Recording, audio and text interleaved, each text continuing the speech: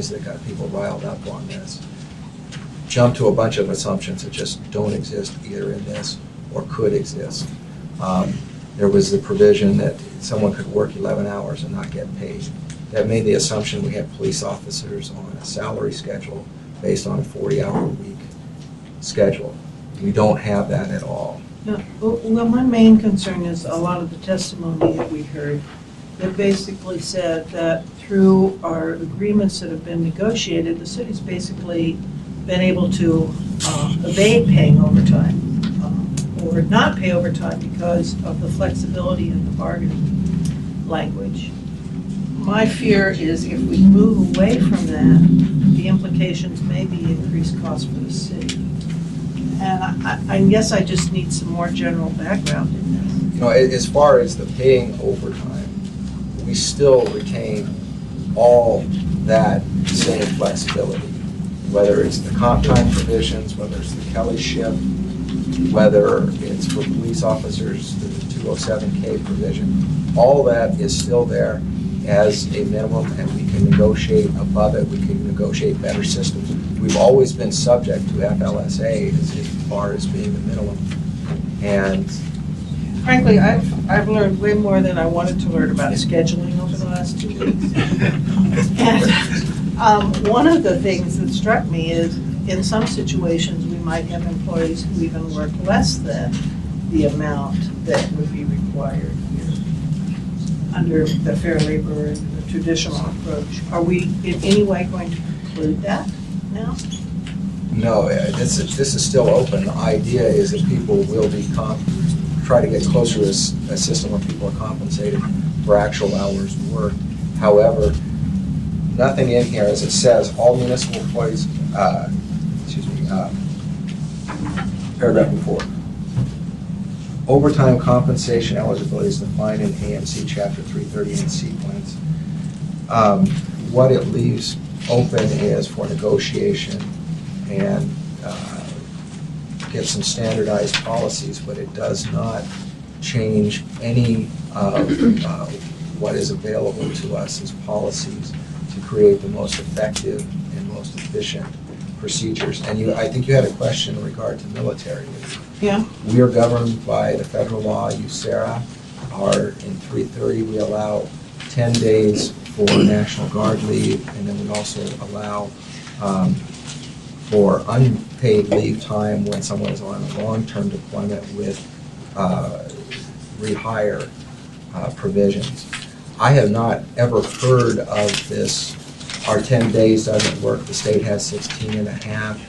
We've got to figure out another way. But we're certainly willing to, I mean, that's something that should be looked at if some of our employees are having difficulty doing the National Guard service. It sounded as if part of the problem was that the day, definition of a day, was really difficult. And if you have an extended work period. So I am concerned about that. I'd like to know more about that. So just going to be a real bottom line here question, if you can do it. I'll try. And that is, so if there is in a contract a provision that modifies overtime, leave recognition, the contract language will govern. Is that correct? Yes, and there is a lot of latitude on those negotiations. Okay. I'm going to turn pages. So I have a few more though, but I can yield if somebody else wants. And just to advise once again, in the question and answer document as well as in the AM, a lot of those questions are fleshed out. Well, I tried to read it, Mr. Mayor, but I haven't read it thoroughly enough to No, I'm just saying for future, for the weekend, for your homework. Okay, well, I guess I'm going to have to read Chapter 3.30 then, because that's what your reference is, and that's existent. So if we're in accord with existent, then you would think existent would work. Correct. And like I said, that this military leave issue, it's the first time anyone that I know of has heard of it. We're going to look at it and figure out what we need to do. Okay. I want to make note that we have been joined by Ms. Frasca, and Ms. Gray Jackson is on the phone. muted so that we can't hear her, but we'll try to make her available at a little later here. And I have in the queue Ms. Johnson and then Mr. Flynn. On page 8, line 24,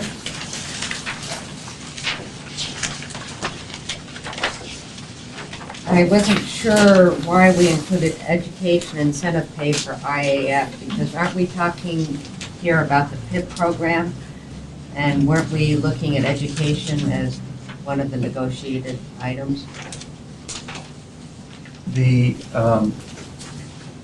first on line 24, that's the name, their program combined it in one title.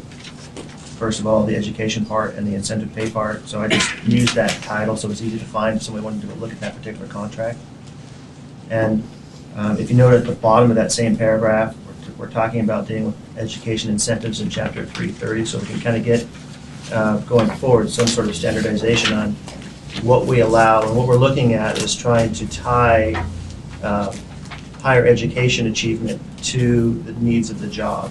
So if you go out and take the initiative to train yourself up and get a certain degree, we're willing to participate in that process and reward you for that effort, but it needs to be tied to the job. It can't be a degree in poetry, and poetry is not part of your job in any way. So that's the goal here, because right now that tie doesn't exist in some of the programs. Right. But as far as the education incentive and how we approach it, that still is an aspect of negotiation as we go forward. Is that correct? I mean, I understand that the municipality is hoping to create a policy, but still in our negotiations, that's listed as one of the areas of negotiation. Correct. Right. Yes. As far as what we might contribute to that, what the stipend might be, what the rate increase might be for getting an appropriate degree that enhances your job performance. And I guess my question with that is, I've been part of a lot of these discussions, and as the administration looks to create some kind of uniformity in that, the negotiation table would still have some process in that. And an example was brought up to me today was, I think it was the fire inspector who has an engineering degree, and where the engineering degree would have, that is related, could be related to the job. So that, I mean, as far as those definitions and how it relates, it still could be part of the discussion and the negotiation with the union. Would that be correct? Correct. Because that was my intent. Yes. Mr. Flynn and then Mr. Trini.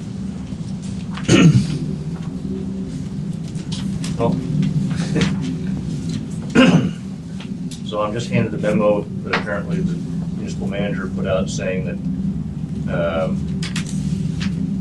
we're not going to change the way we use seniority in assigning shifts. Is that correct?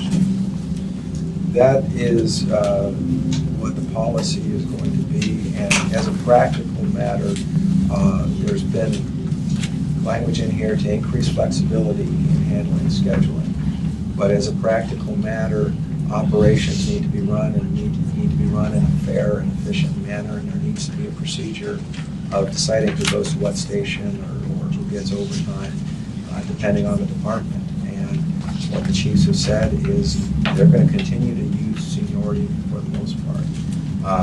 What this has done has increased management rights in that area, so that ultimately, if there is a close call or a disputed question, it is up to that director who is running that department to make the decision. It won't go to the union or the union president to determine who breaks the tie. And similar, we were saying that we don't think records clerks are a good candidate for managed competition, yet we're still including them as folks that can be, whose jobs can be bid out. Well, the focus of this provision is to to deal with those groups that clearly everybody's on the same page, they should not be subject to managed competition. Those are the ones that are listed in the definition. Everything else will be looked at. And most people might say, well, most likely that group is not going to be.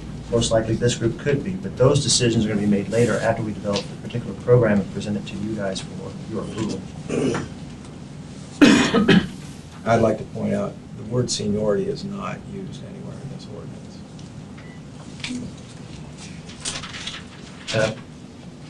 I guess I'm perhaps struggling the most with the conversation around FLSA. I mean, it says, no collective bargaining agreement may vary from the Federal Fair Labor Standards Act definitions and calculation for overtime compensation. That seems pretty declarative. And yet I'm hearing you say that, and when we met 2 weeks ago at this work session, I asked you the question, are there people who are getting paid overtime now that will not be paid overtime if this is implemented? And I believe you said yes. And yet now I'm hearing you tell me that somehow there's no, a cop won't lose overtime under these conditions. And I'm struggling to